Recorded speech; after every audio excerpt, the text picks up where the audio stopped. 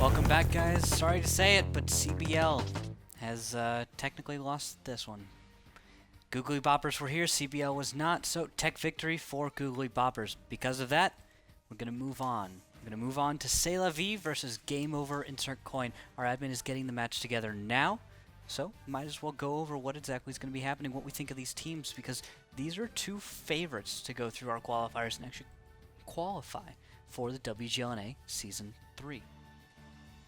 What do you think, Andre? C'est La Vie and Game Over Insert Coin? Mm-hmm. I would say so, yeah. C'est La Vie really impressed me yesterday.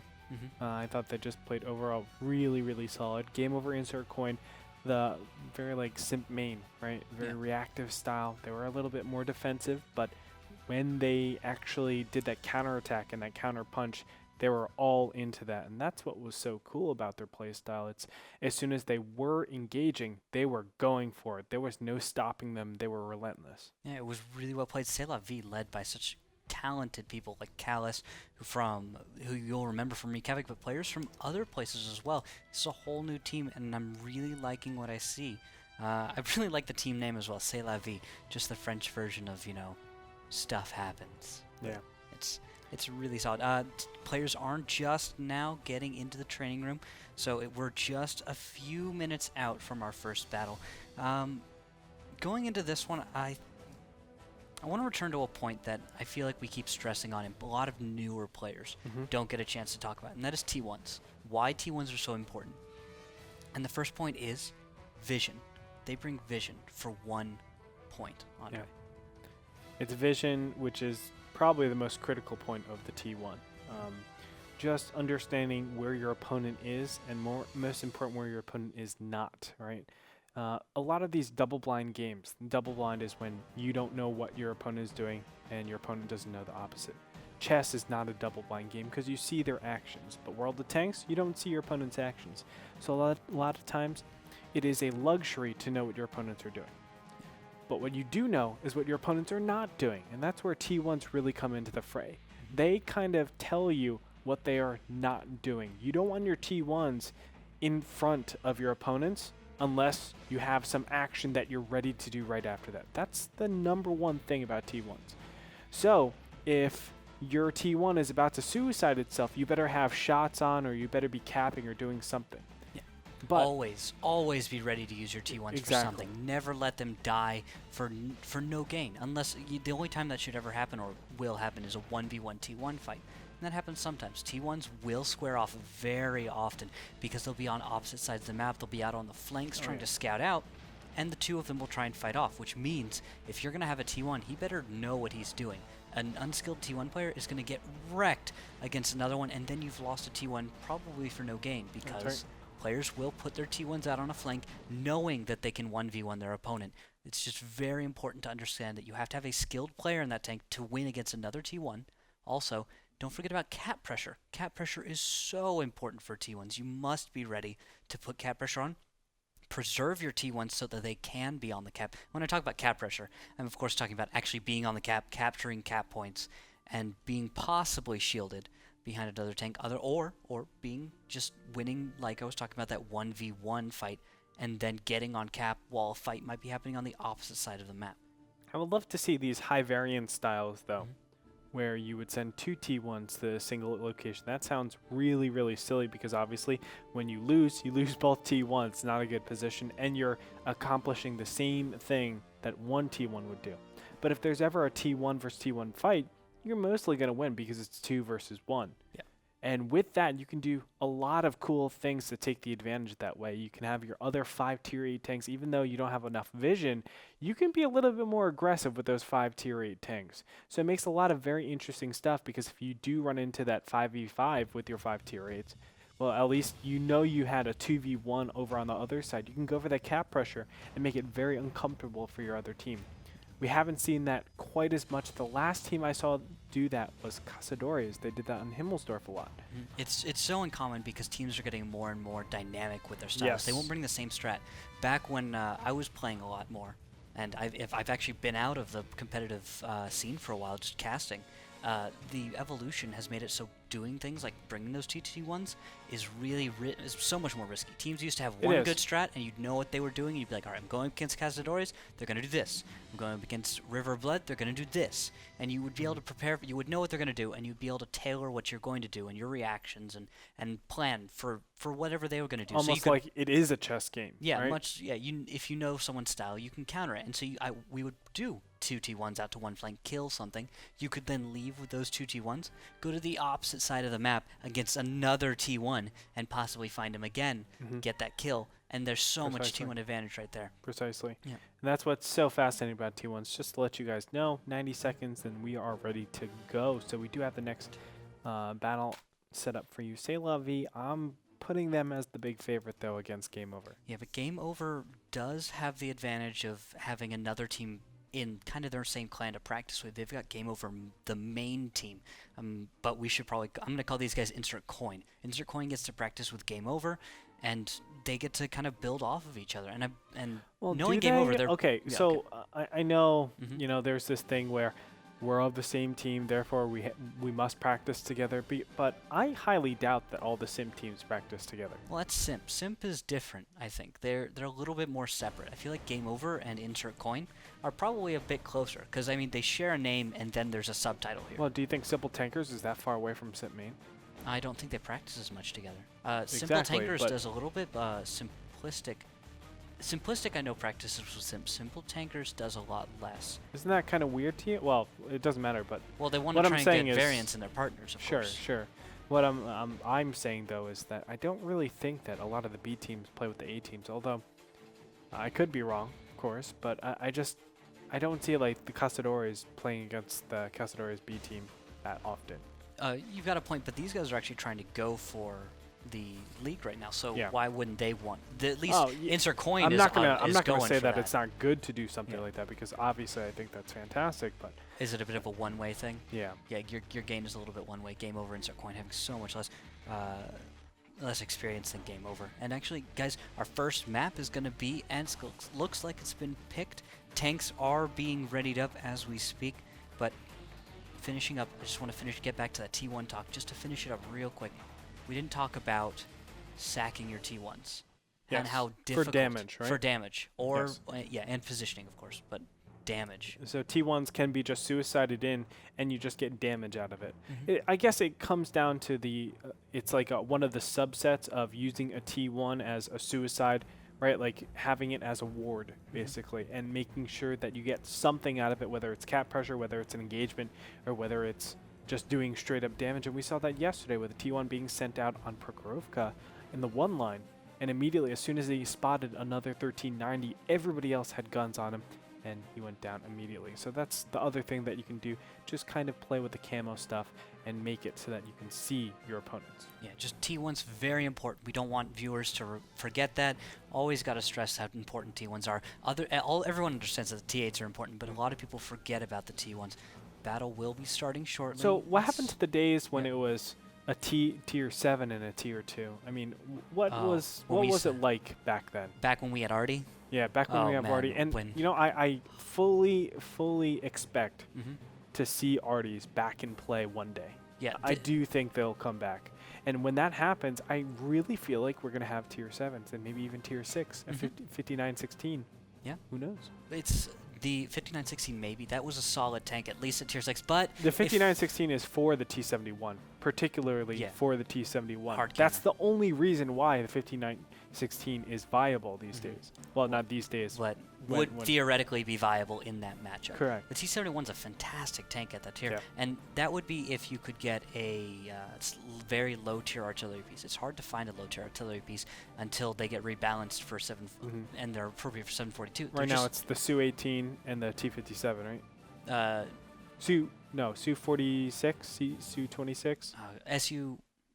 I think it's Su-18. Yeah, Yeah, the it's Russian. Su-18. Low Don't tier mess with me like that. I'm sorry. The low tier Russian arty is generally not been viable enough. The HE pen's not good enough. The Bison was that arty. If you had a good Bison player, Fulcrum used to have relics in the Bison. Oh my he God. was becoming a monster at that thing. He would rack up, like, I kid you not, 10,000 damage in one battle. It was Relics would win the game. They would bring relics in an arty to Ensk. Actually, that was their win condition. Their win Yeah. condition was arty. Yeah. They would let it play slow. They would spot you out, and they would just wreck you with arty because those things could fire straight over the buildings. Yep. You could be tucked right up against the buildings, and you could still get hit. So you can do technically a Bison Hmm. in a 5916. You could technically. It's just you're gonna have a lot of trouble making that 5916 work. There's a lot of. I agree. I think a tier 4 light tank like a T50 is almost as efficient if played properly Then a 5916. than a 5916. That's a bold statement there. I'm a light tank driver. I know. And the thing is, when you have tier 6 light, it's a really expensive light. Yeah. Like that's a super expensive light that's not a 1390 because 1390 for 8 points, super efficient. 5916, it has some points which aren't as strong. Raquel, I wish I could say you're not that good, but in fact, you are that good. That's what I do, Andre. All right, guys, let's jump into game. Ensk is our first battle, and it's already started. Let's take a look at the tanks. It is 3 5100s and 2 IS3s for the side of Game Over Insert Coin. For C'est La Vie, they have 2 5100s, 2 IS3s, and an Object 416. So that extra IS3 instead of the 416. I really like the choice of a 416. It's a really pretty tank. It's got such a low profile, and its use is going to be in the 5-6 line. But once we get into a fight, it could get very easily ripped apart by a 5100. It doesn't have the best view range, though. So I do fear for the 416 if it was ever to pair off against, let's say, a Pershing T69, some tank like that with 400-meter view range. Or a 1390, something which is a light tank course. and then has great view range. That Yeah. would way outperform an Object. But in this certain scenario, I mean, it's 3 5100. Oh, I'm sorry. It was a 5100 instead of the 416. So it's a 5100 probably going to be in the middle there. What do we see on the blue team, though? Well, the blue team's got a real west side breakup. We saw this actually, didn't we? Yeah, we saw this yesterday. This is the same thing. We've got Cody Hall and Travail in IS3s. They're looking straight down the same road we saw last time, but just waiting for that approach. There's 5100. Lopez is looking right towards the one-line approach, but I really don't like this. I'm going to tell you guys again, 5100 is looking over an IS3. IS3 will be the guy who takes the shots, and he has no retreat path to a one-line approach. There's no retreat, there is an engagement, and that is it. He will have an engagement, and he will lose hit points right at the beginning, because he's even broadside. Now we also have a 5100. Carlos kind of looking into the Delta 4 courtyard. I don't know exactly what he's accomplishing there. I feel like he's holding back a little farther than he should. And then T1s, Exterminatus, RG Colorado, both looking east and south. Lunatic Angelic will see the IS3 poking out over here. He's being very, very bold. Now, just seeing that IS3, well, they're already doing it. Yep. They're pushing up Bao Bao. And that's exactly what you want to do. Knowing that there's an IS3 all the way over there, it's unreasonable to have an IS3 in C1 and then also have all your other tanks in, like, I would say B5, A5, C5, that area. So this Object 416 can approach a little bit faster. And then a strong, very well thought out reaction to pull the T1 out of the 5-6 line, recognizing that there's probably an Object over there, so might as well not lose the T1. They pull him out to proxy spot Lunatic Angelic, maybe try and see through the keyhole. I don't think a T1's actually tall enough to do that. I don't think so either. No, I don't think he can do that. He might proxy spot a bit, and there is Lunatic Angelic going down, sticking the T1 in the same place, keeping him there, and we didn't see a lot of gain out of that. There was no damage being dealt, just vision constantly. So a little bit of a waste of a T1. Well, look at this. They are doing a rotation right now. You can see in the red team, all 4 tier 8 tanks are moving all the way back with Flash Ram. And I'm not sure what they're going to do. Are they just going to be defensive? I guess so. They might not like that position. If they were watching yesterday, they would know exactly what Game Over is doing. That position out of an IS3, is it Cody Hole? Yeah, Cody Hole. Knowing that position, you instantly know. You should instantly know the layout, because there's no other layout that I've seen ever that puts an IS3 in that position. It just, there's nothing else that I would expect. Man, a lot of indecision from C'est La Vie. I'm really surprised. Well, they're making their decision now, I think. Well, they had position. They went all the way back, and now they're all the way forward. Spotting happening right here. This might complicate things. Okay, they see the one-line push coming out from Game Over Insert Coin, and now they're getting into position from multiple flanks. Callus takes a lot of damage, though, 998 hit points out of 1,400. And Commodore Hot Frank and Hetzerade are going to be moving on in. Puts a little bit of damage on Koisha Hall. Yeah, Cody Hall going down to 670, but Callus is down to 336, and shots going to Lopez as Hetzerade makes a few solid hits, and Bao Bao has also joined the fights. He hits Lopez. We got damage going everywhere. Everyone is getting a little bit, and this is a huge spread, but not a lot of damage going back. Bao Bao down to 307, and behind One more him, high roll will do it. Bao Bao able to duck behind cover, but Carlos is going to get in here and probably finish up Bao Bao pretty easily. oh wow, one miss and one hit, down to 4 hit points, but Striker goes down, and then also there goes Lopez as well. Wow, 3 tanks down in a second. Travau will be the next tank to drop. Huge advantage going to C'est La Vie. Hot Frank going to be able to get this final shot as Hetzerade is reloading down to 388. An attempt to ram by Hot Frank doesn't get any damage, and here's the shot, finishing him off. Yeah, I mean, the engagement just made so much sense. They saw the one-line push. Kind of lucky with that, but they still saw it coming, and from that, they're able to just set up multiple crossfires, and once you do that, you win. That's just straight up, you win. They weren't able to, I shouldn't say they, Game Over Insert Coin weren't able to duck behind any cover, whereas C'est La Vie was able to properly distribute the hit points out all over the different tanks.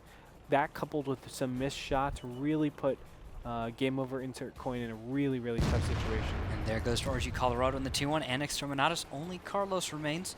Just a fantastic job. I feel like we saw Insert Coin hesitate once they got spotted. Once they got spotted, they hesitated, focused on Callus, and just said, we want Callus now. And Callus was okay with taking a few hits because guess what? His allies got to get into fantastic flanking positions. That's right, like and it's unreasonable. I mean, it's so far down that one line. He's all the way in the J, no, maybe the H region, H1. He was H1, yeah. That is such an unreasonable place to say, yes, I'm going to DPS or DPM him down fast enough.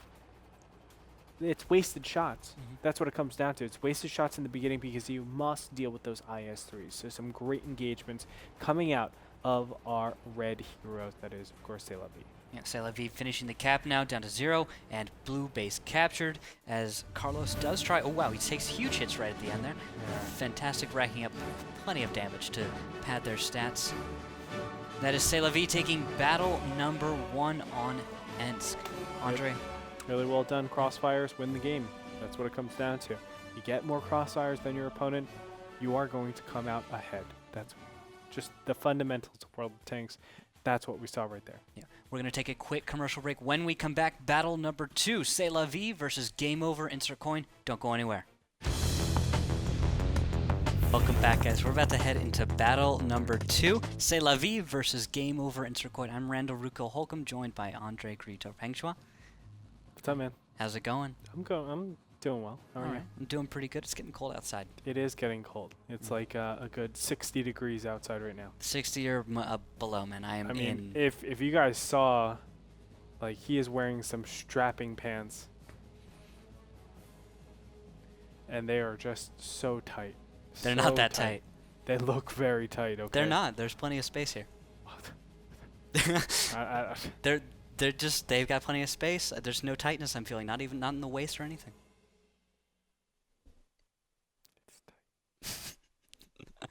Anyway, I'm very comfortable in my pants. I feel like it's really cold outside, and these are nice, thick wool pants. I'm still wearing my sandals. Things are... I don't know how you do it. Like, I walk in, I'm wearing like a huge, like 3 coats on and stuff. I'm got the hat with ear flaps down and everything. Because I'm a manly man. No, you're a Yankee from the north. You're from a place where people aren't supposed to live. As I said, I'm a manly man. I'm from a place in the north, okay? I'm a Yankee in the north. And then I'm in a place where I'm not supposed to live? That sounds like a manly man. It's too cold there. How are you supposed to possibly live? You just suck it up. Doesn't make any sense. It does. Should have just gone I mean, south. I've done a lot of sports outside when, you know, you're in literally a freezing cold. I've had like drizzling snow and rain, freezing rain while playing soccer and stuff like that. I don't do that. I do at 140 degrees outside. I'm fine, but wintertime there no. will be blizzards, and you have to go from school straight into the pool, and the pool is like, it's not warm. If it iced outside, everything shut down in South Carolina. I know. Everything. Because you guys don't know how to operate There's no contingency. When there's 1 inch of snow on the ground, I know. Dude, centimeters of snow. It's done. Guys, let's get into game number 2 between Game Over, Insert Coin, and C'est La Vie. Tanks are 110, 250 100s, and 2 IS-3s for the side of, who is that? That is Insert Coin. On the other side, we have 2 50 100s and 3 IS-3s on the side of C'est La Vie. I think C'est La Vie is going to crush this game because they have an extra IS-3. You know what? I also think they're going to crush because they've got wet ammo racks, Andre. They've got wet ammo racks on 2 of their 3 IS-3s. Yeah, negligible. It has a huge effect. Huge effect. If Ah. you take 2 or 3 hits in that IS-3 to the front of your tank, you will be ammo racked. Well, you're almost dead anyway. No big deal. Negligible. But you want to get that final shot. Negligible. And then I just repair kit that. No problem. Yeah, what happens when it happens 2 times in a row? You're already dead. Okay. You said 3 times. And 2 then times. if 2 you're, times in a row. I know, but if it's getting hit 3 times and you get the wet ammo rack, or if you get the ammo rack, and then they hit you again and ammo rack you, well, guess what? You're already dead because that's 4 IS-3 shots. But there. if you have a wet ammo rack, you get shot like 4 times, you're still alive. Your ammo rack is fine. You are still shooting. Yeah, you're crossing your fingers that you're still alive. No, you're still alive. Nah. 4 shots. Nah. Yeah, 1 in a 4 usually will bounce. Nah. Oh, Bao Bao is spotted by Exterminatus going to the northwest. Man, he's playing so bold. IS-3 tries to shoot out on Bao Bao, but does not work. Bao Bao too quick. Bao Bao too strong. Too strong. And they're doing a large west side push, as you guys can see on my screen. Oh, wow, that is very aggressive. Bao Bao's position is super aggressive. Yeah, man. I feel like if he destroys this wall, he might take a hit or 2. He doesn't, but normally you have some T1s zoning out in front of you, so you know, you don't take any brunt damage. But as it stands, Bao Bao knows, okay, a lot of sights are on me. I'm not going to be too aggressive. Let my IS-3s pull forward a little bit more. These IS-3s, though, are spotted as they make their approach, but the 5100 behind them does remain unspotted. They might be able to make this engagement happen. And there it is. Hetzer zeros his shot. He's not looking.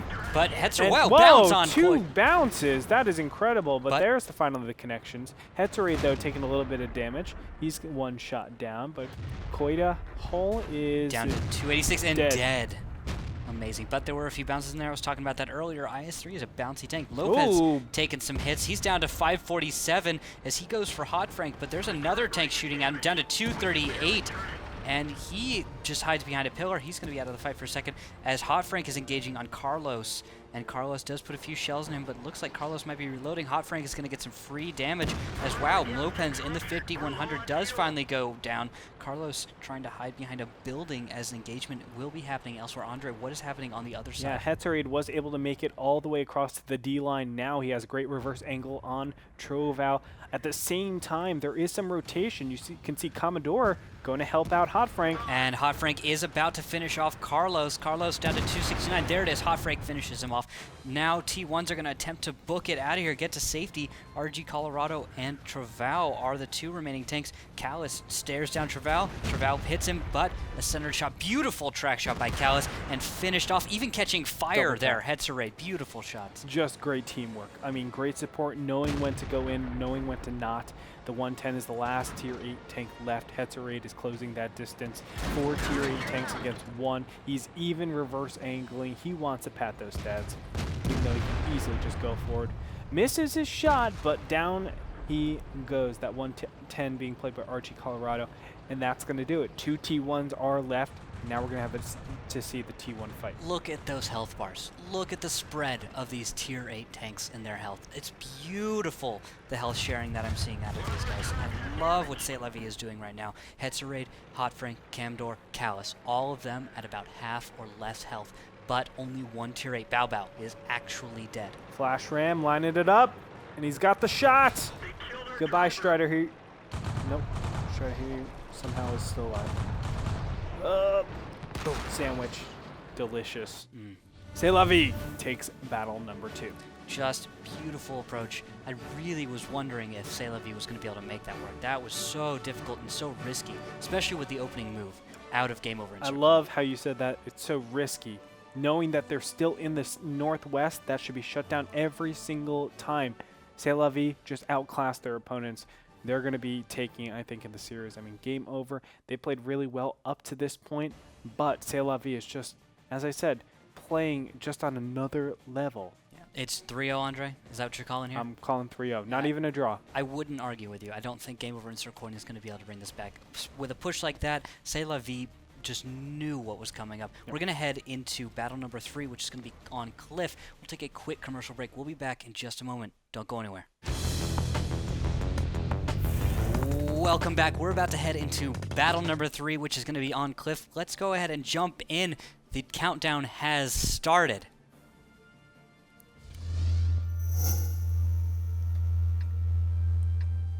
Pershing T69 and 3 1390s for Game Over Insert Coin. For C'est La Vie, we have a T32, a T69 and 3 1390s, much more mobile, well, I shouldn't say much more, but slightly more mobile lineup for Game Over Insert Coin. We see that T32 yet again. Remember what C'est La Vie did yesterday? When we saw them play on Cliffs, they took all 5 of their tanks and they just derped up the center as soon as they saw isolation with 2 1390s going over to the west side. Will that happen again? Definitely is looking like it could. Yeah.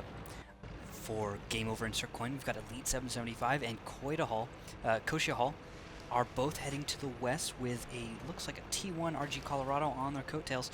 They're going to go and enter through the very tricky wall here. Okay, this is getting up. This is delicate. But here's the important tank, Flash Ram. He's going to try to poke out and see if there are any tanks doing this. No, he doesn't. I'm actually very surprised. He's just looking. He didn't even look. He's looking to the north, which I bet he was expecting the 1390s to not get there as quickly. And so he's missed the fact that 1390s have gotten up there. That would have been huge because you can see they are positioned over here. They're ready to brawl. But right now, because they haven't yet gone over that center, I think they're actually very, very far behind. Now the 1390s, oh no, Callus and Hetzere don't expect the 1390s to be over here. Oh, Bao Bao spotted. He's going to take some hits from Lopez and Kodia as he goes down to about just over half health. Okay, here we go. Shots going out. Kodia has taken a hit, and now shots onto Kamador, and more shots onto Kodia. He's into 569. This trade is going just about even as 1390s Hetzere into the back of Kodia down to 345, 99 hit points, and he will go down. Elite 775 is the next focus. He's down to 79 hit points, and he will go down. Now only Lopez is left for 1390s. He's going to need to jump off the cliff in order to try and survive. Whoa. He will jump, and he will mobilize himself, actually saving some hit points. But huge advantage as Travau is taking hits now. Hetzere takes a few. Looks like Carlos is left just about alone on the high ground. He's going to be very easily cut off now. I'm expecting a C'est La Vie push in just a moment to clean this up. That was a very decisive move. Not just with that, victory is probably going to go to C'est La Vie. So well played. Those 1390s moving out at the perfect time. Just happenstance, I think. I don't think they expected that 1390 engagement, but it worked out in their favor. You had Game Over just overcommit. Of course they didn't. I mean, okay, there's a lot of things that you just said there that I'm not necessarily fully agreeing with. I think the number one thing is the fact that the 1390s didn't wrap around, because that's definitely what they should have done in that beginning stage. If they wrapped around, they would have saw the 3 1390s coming a lot sooner. They had such defensive play in the center. I mean, the Pershing, the T69, they really weren't pushed forward. And that's what you needed. You needed a little bit of center control, but now, I mean, all of center has been given to C'est La Vie from the beginning, and this is all formality. 1390s already reloaded.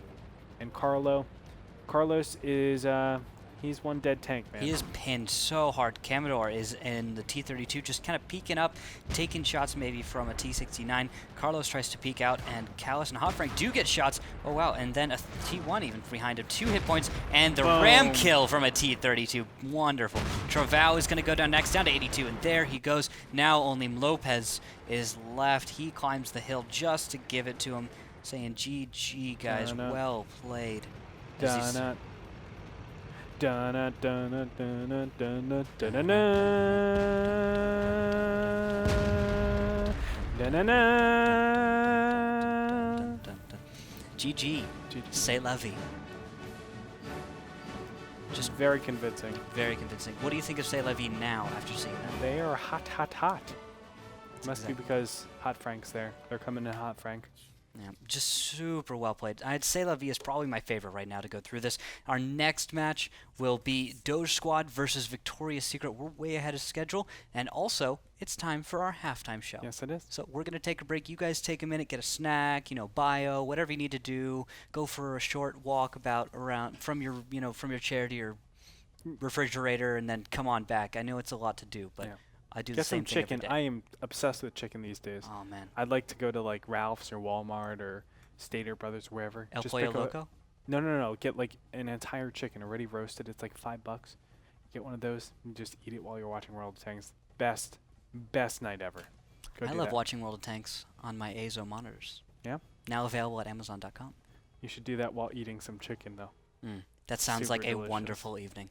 Well, that does it for the first half of our show. Now it's time for halftime. You guys stick around, do what we just talked about. We'll be back in just a few minutes. Get chicken.